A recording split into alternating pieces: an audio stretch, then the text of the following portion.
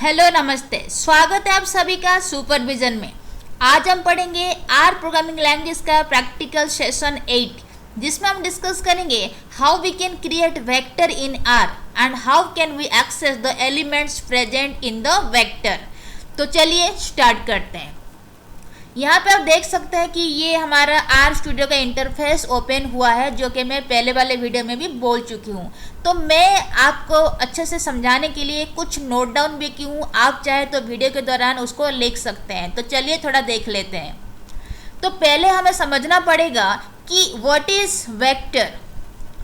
तो वेक्टर क्या है कि जैसे कि हम सी प्रोग्रामिंग में हम एरे बनाते हैं, that means array is a collection of elements having similar data type. तो सेम थिंग है कि आर में हम यूज करते हैं वेक्टर, दैट मीन्स कि वेक्टर होगा जो वो कलेक्शन ऑफ एलिमेंट्स होगा, सीक्वेंस ऑफ एलिमेंट्स है, कलेक्शन ऑफ एलिमेंट्स है जिनका डेटा टाइप क्या है, सेम है, सेम डेटा टाइप का रहते हैं, एंड इनको हम बोलते हैं वेक्टर। एंड वेक्टर के भीतर में जो भी एलिमेंट्स है हम उनको बोलते हैं, वो हो गए कंपोनेंट्स ऑफ अ वेक्टर।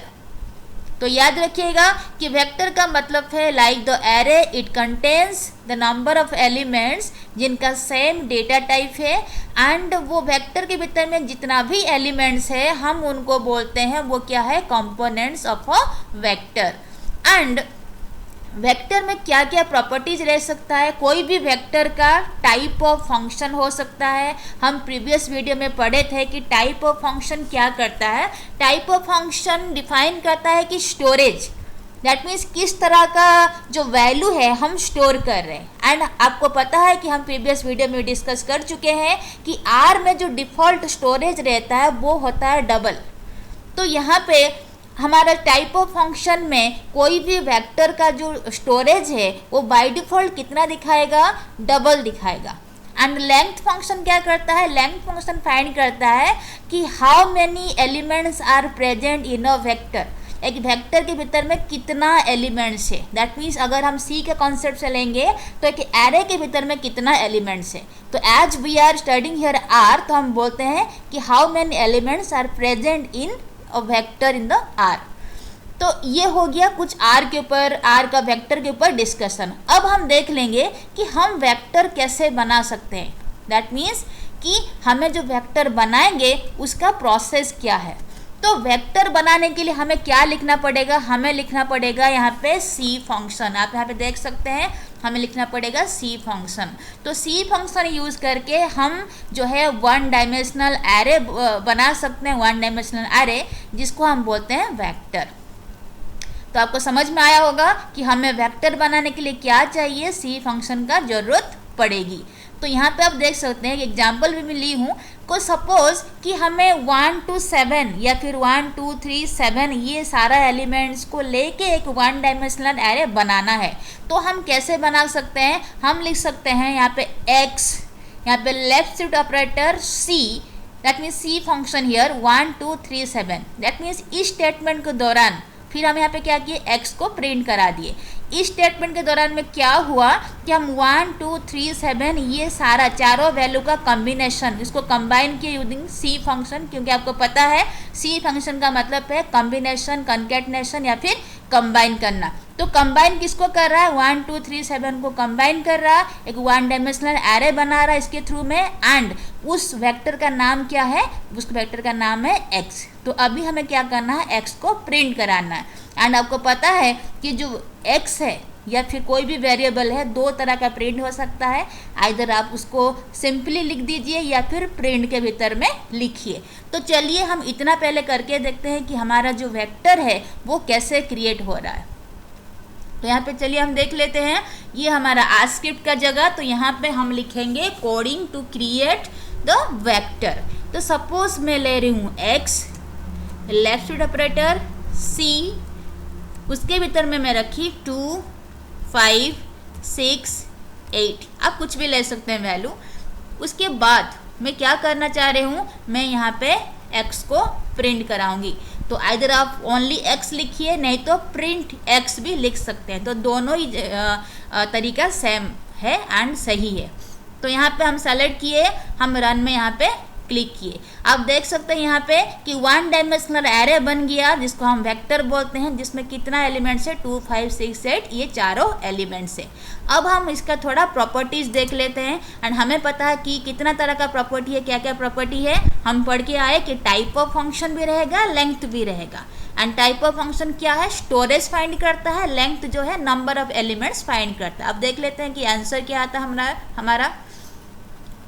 तो देखिए यहाँ पे सपोज हम लिख रहे हैं टाइप ऑफ, क्या है, किसका टाइप फाइंड करना है, किसका स्टोरेज, हम वेक्टर का स्टोरेज चाह रहे हैं। तो हम क्या लिखेंगे, वेक्टर का नाम क्या है हमारा, यहाँ पे हमारा नाम है x, वेक्टर का नाम। तो हम टाइप ऑफ x लिखे, लिखने के बाद हम रन में क्लिक किए। देखिए यहाँ पे कितना आ रहा है उसका स्टोरेज जो है डबल आ रहा है, क्योंकि बाय डिफ़ॉल्ट R में जो भी हम वेरिएबल्स वगैरह लिखते हैं तो उसका जो स्टोरेज रहता है वो बाय डिफ़ॉल्ट डबल रहता है। तो यहाँ पे इसीलिए यहाँ पे जो वेक्टर बना x, उसका भी स्टोरेज कितना आया, डबल आया। अब हम देख लेते हैं कि length function, then length of किसका, वेक्टर x। तो आप यहाँ पे देख सकते हैं कि x वेक्टर का लेंथ, दैट मीन्स x के भीतर में या फिर x वेक्टर के भीतर में कितना नंबर ऑफ एलिमेंट्स है। हमें पता चल रहा है यहाँ पे कितना है कि 4 नंबर ऑफ एलिमेंट्स है। तो चलिए देख लेते हैं आंसर क्या आ रहा। सेलेक्ट करके रन करिए, कितना आ रहा देखिए यहाँ पे 4, दैट मीन्स कि x वेक्टर का लेंथ है 4। तो इतना हम पढ़ लिए। अब देखिए नेक्स्ट क्या लिखा हुआ है थ्योरी में। यहाँ पे हम देख रहे हैं कि पहला स्टेप हमारा हो गया कि हम क्रिएट कर सकते हैं जो वेक्टर, वो रहेगा सी फंक्शन के थ्रू में या फिर कॉम्बिनेशन कॉन्केटनेट फंक्शन के थ्रू में। अब हम देखते हैं कि अदर वेज क्या है, what are the other ways to create vector. तो वेक्टर बनाने का अदर वे क्या है, हम और दूसरे तरह से कैसे वेक्टर बना सकते हैं। तो पहला स्टेप बोल रहा है यूजिंग कोलोन ऑपरेटर। पहला स्टेप क्या है, हम कोलोन ऑपरेटर यूज करके भी वेक्टर जो है बना सकते हैं। तो चलिए इसको देख लेते हैं पहले। तो मैं क्या कर रही हूँ यहाँ पे, सपोज मैं और एक वेरिएबल ली y, left shift operator, that means हम वैल्यू असाइन कर रहे हैं 1 कोलोन 9। देन मैं क्या कर रही हूँ, y को प्रिंट करा रही हूँ। तो यहाँ पे मैं क्या शो कराना चाह रही हूँ, मैं 1 से 9 तक का जितना भी वैल्यू है सब शो कराना चाह रही हूँ। तो मैं यहाँ पे इसको सेलेक्ट कर दी, देन मैं रन करा रही हूँ। देखिए कितना आया, यहाँ पे 1 से लेके 9 तक का सारा वैल्यू यहाँ पे डिस्प्ले करा दिया। दैट मीन्स कि हमें एक 1 डायमेंशनल एरे मिला जिसमें 1 to 9 सारा वैल्यूज़ यहाँ पे प्रेजेंट है। तो ये एक हो गया। और एक एग्जाम्पल हम देख लेते हैं। यहाँ पे सपोज मैं लिख रही हूँ y1, left shift operator, then हम लिख रहे हैं 5 कोलोन -5। देन मैं डिस्प्ले करा रही हूँ y1 को। तो यहाँ पे देखिए सेलेक्ट करिए, करने के बाद इसको आप रन करिए। देखिए यहाँ पे कितना आ रहा, यहाँ पे सारा वैल्यूज दिखा रहा है फ्रॉम -5 to +5। दैट मीन्स -5 से लेके +5 तक का जितना भी वैल्यू है हम वो सारा वैल्यूज को दिखा रहा है। तो यहाँ पे कॉलोन जो है, कॉलोन यूज होता है in to create a vector, और हम जिसको बोलते हैं रेंज। दैट मीन्स 1 to 9 जो है एलिमेंट्स का रेंज शो कर रहा है, 5 to -5 तक का एलिमेंट्स का रेंज शो कर रहा है। तो ये जो भी कॉलोन है यूज होता है in to create a vector in R। तो चलिए नेक्स्ट देख लेते हैं। नेक्स्ट थ्योरी में क्या है, नेक्स्ट इज कि हम वेक्टर बना सकते हैं यूजिंग सीक्वेंस फंक्शन। याद रखिएगा सीक्वेंस फंक्शन। तो सीक्वेंस फंक्शन में बनाने का 2 तरीका है। देखिए यहाँ पे लिखा हुआ है कि there are 2 ways in sequence function method. That means sequence function method में 2 तरीका है जिसके वजह से हम जो है क्या वेक्टर बना सकते हैं। तो पहला तरीका क्या है, हम लिखेंगे वेक्टर बनाएंगे यूजिंग हो सीक्वेंस 2, 4 by इक्वल 0.5। देन यहाँ पे देखिए मैं क्या कि यहाँ पे 2 से लेके 4 तक का वैल्यू डिस्प्ले होगा, लेकिन कितना डिफरेंस में डिस्प्ले होगा, दैट मीन्स कितना इंक्रीज होते हुए डिस्प्ले होगा 0.5। तो यहाँ पे जो बाई पैरामीटर है उसका काम क्या हो गया कि स्टेप वाइज इंक्रीमेंट करेगा। तो बाई इक्वल साइन के बाद आप जितना भी लिखेंगे उतना स्टेप जो है इंक्रीज होते हुए जाएगा। दैट मीन्स यहाँ पे हम लिखे y equal 0.5, that means 0.5 her step में इंक्रीज होते हुए कहाँ पहुँचेगा, 4 तक पहुँचेगा। कहाँ से स्टार्ट होगा, 2 से स्टार्ट होगा, दैट मीन्स 2 से 4 तक हमें डिस्प्ले कराएंगे with the increment of 0.5 in each step. तो देखिए यहाँ पे क्या आंसर आ रहा है, हम देख सकते हैं।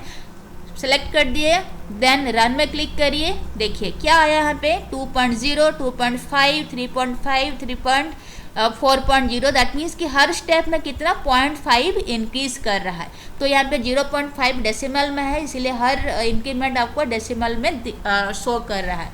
अगर आपको दूसरा एग्जांपल देखना है तो आप देख सकते हैं। सपोज हम लिख रहे हैं सीक्वेंस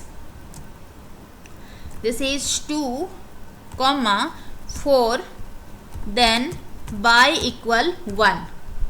तो हम यहाँ पे क्या कर रहे हैं, हम 2 से लेके 4 तक का वैल्यू डिस्प्ले करेंगे, लेकिन कितना इंक्रीमेंट होगा, 1 इंक्रीमेंट होगा। नहीं तो हम यहाँ पे थोड़ा और भी चेंज कर लेते हैं आपको बेटरमेंट के लिए। सपोज हम लिख दिए 5, तो 2 से लेके 5 तक का वैल्यू शो कराएगा, लेकिन कितना इंक्रीमेंट होगा, ईच स्टेप में 1 इंक्रीमेंट होगा। तो देखिए हो रहा है कि नहीं, हम देख लेते हैं रन करके। यहाँ पे सेलेक्ट कर दिए, देन रन में क्लिक किए, देखिए क्या आ रहा है। यहाँ पे 2 से स्टार्ट हुआ, कहाँ क्लोज हो रहा, 5 में क्लोज हो रहा, लेकिन हर स्टेप में कितना वैल्यू इंक्रीमेंट हो रहा, 1, क्योंकि हम लिखे हैं 2 से लेके 5 तक डिस्प्ले कराएगा with the increment of 1 in each step.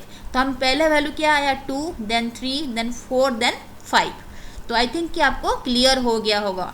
Then ये था एक प्रोसेस सीक्वेंस का, सीक्वेंस फंक्शन का। हम और एक देख लेते हैं। सेकेंड वन इज कि specifying length of a vector using length dot out feature, that means कि हम एक वेक्टर बना सकते हैं क्या यूज करके, sequence function as well as length dot out function भी यूज कर पाएंगे।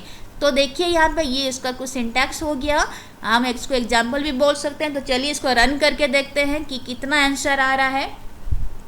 सपोज मैं लिख रही हूँ सीक्वेंस, देन मैं लिखी 1, 4, लेंथ डॉट आउट इक्वल 5।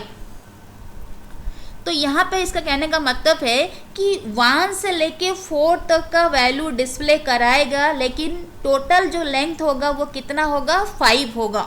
यहाँ पे ध्यान दीजिएगा, लेंथ डॉट आउट जो है, लेंथ डॉट आउट फंक्शन क्या शो करता है कि लेंथ ऑफ दैट वेक्टर। हम सीक्वेंस फंक्शन के थ्रू में वेक्टर तो बना देंगे, उसमें 1 to 4 तक का वैल्यू रहेगा, लेकिन जो टोटल लेंथ होगा वो कितना होगा, 5 होगा। एंड 5 बनाने के लिए जो इसमें आर्बिट्रली कुछ भी वैल्यू लिया जा सकता है, कुछ डेफिनेट वैल्यू नहीं है कि हमें इतना ही आएगा, लेकिन 1 से 4 तक डिस्प्ले करेगा, उसके भीतर में जो वैल्यू है वो आर्बिट्रली वैल्यू को कंसिडर करेगा, लेकिन टोटल लेंथ कितना आएगा, 5 लाएगा। तो हम देख लेते हैं आ रहा कि नहीं आ रहा। तो यहाँ पे सेलेक्ट करिए इसको, देन रन में क्लिक करिए। अब देख सकते हैं यहाँ पे कि 1 से लेके 4 तक का वैल्यू डिस्प्ले हुआ, लेकिन टोटल लेंथ कितना है, 5 है। देखिए काउंट करिए 1, 2, 3, 4 एंड 5, एंड उसके भीतर में जो वैल्यू है वो आर्बिट्रली कोई भी वैल्यू को कंसिडर करता है। तो ये थिंग हो गया हमारा। देन हम नेक्स्ट देख लेते हैं क्या लिखा है। नेक्स्ट इज, इतना हमारा कंप्लीट हो गया। हम यहाँ पे पढ़े कि वेक्टर को हम कैसे बनाएंगे। पहला थिंग पढ़े कि हम सी फंक्शन जो कॉन्केटनेट या फिर कंबाइन फंक्शन को यूज़ करके, दूसरा पढ़े कि हम कॉलन ऑपरेटर यूज़ कर सकते हैं, तीसरा पढ़े कि सीक्वेंस फंक्शन यूज़ कर सकते हैं। तो सीक्वेंस फंक्शन के भीतर में हम 2 पार्ट पढ़े कि हम बाई पैरामीटर यूज़ करके भी वेक्टर बना सकते हैं, एंड हम length dot out parameter use करके भी वेक्टर बना सकते हैं। तो वेक्टर का मतलब है, आप इतना समझिए कि इसमें कॉम्बिनेशन ऑफ वैल्यूज है, एंड वैल्यूज का जो टाइप है वो सेम तरह का है। नेक्स्ट हम पढ़ लेते हैं कि how we can access the elements of a vector. हम अभी तो बनाना सीखे कि वेक्टर कैसे हम बनाएंगे। तो वेक्टर बनाने के बाद हम उसका एलिमेंट्स को भी एक्सेस होना चाहिए। तो हम एक वेक्टर के भीतर में उसका जितना भी एलिमेंट्स है उसको कैसे एक्सेस कर पाएंगे। तो हमें पता है कि जब हम एरे यूज़ कर रहे थे, तो एरे का जो भी वैल्यू है उसको एक्सेस करने के लिए हम इंडेक्स यूज़ कर रहे थे। तो यहाँ पे भी वेक्टर में वैल्यू को एक्सेस करने के लिए हम इंडेक्स यूज़ करेंगे, जिसको हम इंडेक्सिंग बोलेंगे। एंड जो इंडेक्सिंग है वो किस तरह का हो सकता है, इंटीजर इंडेक्सिंग भी हो सकता है, कैरेक्टर इंडेक्सिंग भी हो सकता है, या फिर लॉजिकल इंडेक्सिंग भी हो सकता है। तो ये है कुछ, आप सिंटैक्स देख सकते हो यहाँ पे। इंटीजर इंडेक्सिंग के भीतर में सपोज हम लिखे x, स्क्रिप्ट के भीतर में लिख रहे हम 2, दैट मीन्स कि x हो गया हमारा वेक्टर, एंड यहाँ पे जो इंडेक्स है कितना है, 2 है। दैट मीन्स कि जो x वेक्टर के भीतर में हम दूसरा वैल्यू को एक्सेस कराना चाह रहे हैं। तो कैरेक्टर इंडेक्सिंग में क्या है, हम लिख रहे हैं x and within double quote हम लिख रहे हैं उसका इंडेक्स का नाम, या फिर इंडेक्स हम लिख रहे हैं। जैसे यहाँ पे हम 2 लिखे तो यहाँ पे इंडेक्स की जगह में क्या लिख रहे हैं, कैरेक्टर लिख रहे हैं। एंड आपको पता है कि जो कैरेक्टर है वो आइदर डबल कोट में रहता है, नहीं तो सिंगल कोट में रहता है। एंड नेक्स्ट हो गया लॉजिकल इंडेक्सिंग, दैट मीन्स कि हम कोई भी वेक्टर का वैल्यू को एक्सेस कराएंगे लेकिन उसमें लॉजिकल वैल्यू देंगे, दैट मीन्स ट्रू फॉल्स देंगे। तो आइदर आप ट्रू लिख सकते हो, नहीं तो फॉल्स लिख सकते हो, नहीं तो दोनों को कंबाइन करके भी आप लिख सकते हो, या फिर मोर देन 1 ट्रू फॉल्स को आप कंबाइन करके, या फिर लॉजिकल वैल्यू को कंबाइन करके आप कोई भी वेक्टर का जो वैल्यू है उसको आप एक्सेस करवा सकते हैं। तो चलिए एक एक करके हम देख लेते हैं। तो पहले देखते हैं इंटीजर इंडेक्सिंग। तो यहाँ पे हम सपोज यहाँ पे आप देख सकते हैं कि हम x जो है वेक्टर बनाए थे पहले से ही, जिसमें कितना एलिमेंट्स था, 2 5 6 8 4 एलिमेंट्स था। हम अभी इसी का ही एलिमेंट्स को एक एक करके एक्सेस कराएंगे। तो पहले हम देखेंगे कि इंटीजर इंडेक्सिंग, कि सपोज मुझे सेकेंड एलिमेंट चाहिए, सेकेंड एलिमेंट्स मीन्स 5 चाहिए। तो ये कौन सा इंडेक्स में है, ये सेकेंड इंडेक्स में है। तो मैं क्या लिखूँगी यहाँ पे, कि हम लिखेंगे यहाँ पे x, दैट मीन्स कि वेक्टर का नाम, देन हम लिखेंगे 2। दैट मीन्स क्या चाह रहा है कि x वेक्टर के भीतर में सेकंड इंडेक्स में जो भी वैल्यू है हम उसको डिस्प्ले कराना चाह रहे हैं। तो हम यहाँ पे सेलेक्ट कर देते हैं, करने के बाद हम इसमें रन में क्लिक करते हैं। तो देखिए कितना आया, यहाँ पे 5 आया। दैट मीन्स कि सेकेंड इंडेक्स x वेक्टर का सेकेंड इंडेक्स में क्या वैल्यू है, 5 है, जो कि हमें यहाँ पे दिखा चुका है। तो नेक्स्ट हम यूज़ करेंगे कैरेक्टर इंडेक्सिंग। आप देख सकते हैं कि कैरेक्टर इंडेक्सिंग किस तरह का दिखता है, कि आप इंडेक्सिंग के जगह में जहाँ पे हम इंडेक्स लिखते हैं वहाँ पे हम कैरेक्टर इंडेक्सिंग करके वैल्यू को एक्सेस कराएंगे। कि सपोज हम एक ऐसा वेक्टर बनाए, हम इस तरह का वेक्टर बनाए c, या फिर हम इसमें x1 भी लिख सकते हैं, x1 लिखना बेटर रहेगा, c। देन हम लिखेंगे यहाँ पे, देखिए कि इंडेक्सिंग कैरेक्टर में कैसे होता है, 1 इक्वल 10, 2 इक्वल 20, 3 इक्वल 30। कितना हम लिखे, दैट मीन्स हम यहाँ पे क्या कर रहे हैं, हम इंडेक्स के जगह में कैरेक्टर ले रहे हैं। दैट मीन्स कि पहला इंडेक्स में अगर हम एरे बनाए तो पहला इंडेक्स में हम लिख रहे हैं 1, जिसमें वैल्यू रख रहे हैं 10, फिर सेकेंड इंडेक्स में लिख रहे हैं 2, जिसमें वैल्यू रख रहे हैं 20, एंड थर्ड इंडेक्स में लिख रहे हैं 3, जिसमें हम वैल्यू रख रहे हैं 30। तो ये हो गया कि हम कैरेक्टर इंडेक्सिंग कर दिए। अब हम क्या करेंगे कि इस कैरेक्टर इंडेक्सिंग को यूज़ करके हमें x1 वेक्टर के भीतर में से वैल्यू को एक्सट्रैक्ट करना है, एक्सेस करना है। तो हम कैसे लिखेंगे कि हमारा वेक्टर का यहाँ पे नाम क्या है, x1 है। देन हम क्या लिखेंगे कि हमें क्या चाहिए, हमें सेकेंड इंडेक्स का वैल्यू चाहिए कि थर्ड इंडेक्स का वैल्यू चाहिए। सपोज हमें थर्ड इंडेक्स का वैल्यू चाहिए, तो हमें यहाँ पे क्या करना पड़ेगा, हमें इसका इंडेक्स लिखना पड़ेगा। ठीक है, x1 वेक्टर का इंडेक्स लिखना पड़ेगा अगर हम थर्ड वैल्यू चाहिए। एंड यहाँ पर देख सकते हैं कि 30 को एक्सेस करने के लिए उसका इंडेक्सिंग क्या है, कौन सा इंडेक्स में है, 3 इंडेक्स में है। एंड 3 किस में है, कैरेक्टर फॉर्म में है। तो अगर हम स्क्रिप्ट के भीतर में लिख रहे हैं 3, देन हम 30 को एक्सेस कर पाएंगे। तो हम क्या लिखेंगे यहाँ पे, 3 इतना लिखने के बाद हम क्या कर रहे हैं, यहाँ पे इसको सेलेक्ट कर दिए। देन हम क्या करेंगे, इसको रन करा देंगे। देखिए कितना आया, यहाँ पे 30 आ चुका है। दैट मीन्स में क्या कि यहाँ पे x1 वेक्टर के भीतर में जो थर्ड है, थर्ड इंडेक्स को मैं लिखी। दैट मीन्स ये क्या करेगा कि थर्ड इंडेक्स में जो करेस्पॉन्डिंग वैल्यू है उसको एक्सेस कराएगा, दैट मीन्स उसको शो कराएगा। तो यहाँ पे हम देख रहे हैं जो इंडेक्सिंग हुआ है यहाँ पे, ये क्या है, कैरेक्टर इंडेक्सिंग है। तो मुझे अगर कैरेक्टर इंडेक्सिंग के भीतर में से वैल्यू को एक्सेस करना होगा तो मुझे उस कैरेक्टर इंडेक्स को लिखना पड़ेगा। एंड आपको पता है कि कैरेक्टर इंडेक्स को लिखने के लिए या फिर कैरेक्टर डेटा टाइप को लिखने के लिए हम डबल कोट और सिंगल कोट का यूज करते हैं। तो ये हम देख लिए क्या कि हम एक्सेस किए x1 वेक्टर का जो थर्ड इंडेक्स में जो वैल्यू है हम उसको एक्सेस करा दिए using the character indexing. Next हमारा था क्या, लॉजिकल इंडेक्सिंग। आप देख सकते हैं यहाँ पे लॉजिकल इंडेक्सिंग, दैट मीन जो कि ट्रू और फॉल्स में लिखा रहेगा। तो चलिए देख लेते हैं कि कैसे काम करता है लॉजिकल इंडेक्सिंग।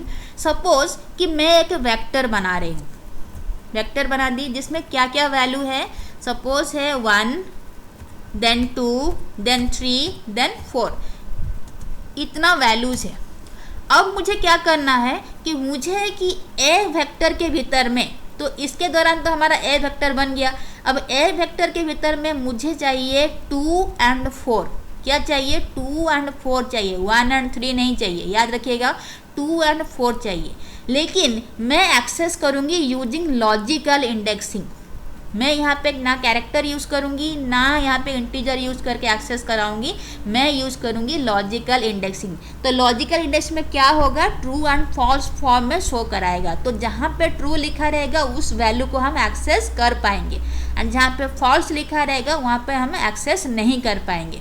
दैट मीन्स कि हमें चाहिए 2 and 4, तो 2 के इंडेक्सिंग के जगह में हम लिखेंगे ट्रू एंड 4 के इंडेक्सिंग के जगह में हम लिखेंगे true, so that we can access 2 and 4 only.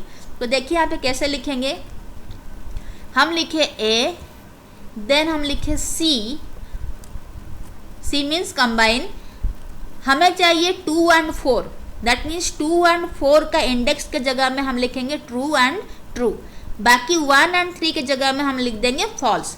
And आप याद रखिएगा ट्रू एंड फॉल्स जो है आर प्रोग्रामिंग लैंग्वेज में, सपोज हम एक वेक्टर बना है ए जिसमें हम वैल्यू रख रहे हैं सपोज 1, 2, 3, 6, तो इसके थ्रू में हम क्या बना दिए, हम वेक्टर बना दिए ए जिसमें हम वैल्यू रख दिए 1, 2, 3, 6, एंड ये सी फंक्शन है, दैट मीन्स कॉम्बिनेशन या फिर कॉन्केटनेशन का फंक्शन है जो 1, 2, 3, 6 वैल्यू को कंबाइन करके वेक्टर ए में स्टोर कर रहा है। इतना करने के बाद सपोज कि आपको चाहिए क्या, वैल्यू 2 एंड वैल्यू 6 ओनली, तो खाली 2 and 6 चाहिए आपको, 1 and 3 नहीं चाहिए। तो यहाँ पे हम 2 and 6 ये जो वैल्यू है उसको एक्सेस कराएंगे, लेकिन कैसे एक्सेस कराएंगे, using logical indexing. That means कि हम लॉजिकल इंडेक्सिंग यूज़ करेंगे एंड ओनली 2 and 6 को ही फाइंड करेंगे, हम 1 and 3 को नहीं फाइंड कराएंगे। तो हम क्या लिखेंगे यहाँ पे कि जैसे हम लॉजिकल इंडेक्सिंग यहाँ पे यूज़ करने वाले हैं, तो जिस वैल्यू को हमें एक्सेस कराना है उसका इंडेक्सिंग में हम ट्रू लिखेंगे, एंड जिस वैल्यू को हमें एक्सेस नहीं कराना है उसका इंडेक्सिंग की जगह में हम क्या लिखेंगे, फॉल्स लिखेंगे। तो हमें यहाँ पे चाहिए 2, तो 2 का इंडेक्सिंग की जगह में हम लिखेंगे ट्रू, एंड चाहिए हमें 6, दैट मीन्स 6 का इंडेक्सिंग की जगह में हम लिखेंगे ट्रू। तो ऐसे करके हम एक्सेस कर सकते हैं। तो चलिए देख लेते हैं, यहाँ पे हम लिखे ए, देन सी, कॉन्केटनेट कर रही हूँ, देन देखिए हमें 1 नहीं चाहिए, तो 1 का इंडेक्सिंग की जगह में हम क्या लिखेंगे, यहाँ पे फॉल्स लिखेंगे। देन देखिए हमें चाहिए 2, तो 2 को पाने के लिए हमें उसका इंडेक्सिंग की जगह में क्या लिखना पड़ेगा, ट्रू लिखना पड़ेगा, तो हम क्या लिखें, ट्रू। देन नेक्स्ट इज हमें 3 नहीं चाहिए, तो 3 का इंडेक्सिंग की जगह में हम लिखेंगे फॉल्स। देन हमें चाहिए 6, तो 6 के जगह में इंडेक्सिंग के जगह में हम लिखेंगे ट्रू। तो इतना लिख दिए। लिखने के बाद देखिए हम इसको क्या करते हैं, सेलेक्ट करते हैं, सेलेक्ट करके इसको रन कराते हैं। तो देखिए यहाँ पे क्या आया, 2 and 6 जो है वो आ चुका है, यहाँ पे देख सकते हैं 2 and 6 आ चुका है। दैट मीन्स कि हम 2 का इंडेक्सिंग की जगह में ट्रू लिखे थे, यहाँ पे 6 के इंडेक्सिंग की जगह में ट्रू लिखे थे, so that's why it gave us the result 2 and 6 only. तो अगर हम उसी तरह का वैल्यू चेंज कराएंगे लॉजिकल वैल्यूज़ को, तो जिसके इंडेक्सिंग की जगह में हम ट्रू लिखेंगे वही वैल्यू ही एक्सेस हो पाएगा। तो ये था आज का कुछ वीडियो लेक्चर जिसमें हम डिस्कस किए कि वेक्टर क्या होता है, वेक्टर हम कैसे क्रिएट करते हैं, एंड वेक्टर क्रिएट करने का बहुत सारा तरीका भी हम देखे। एंड हम ये भी डिस्कस किए कि हम एक वेक्टर बनाने के बाद उसका जो वैल्यू है या फिर उसका जो एलिमेंट्स है हम कितना तरह से उसको एक्सेस कर सकते हैं, जिसके हम 3 मेथड यहाँ पे पढ़े। तो आई होप कि आपको सारा वीडियो जो है पूरा सेशन समझ में आया होगा। आपको अगर मेरा वीडियो अच्छा लग रहा है तो उसको लाइक शेयर एंड सब्सक्राइब जरूर करें। So thank you so much for watching me.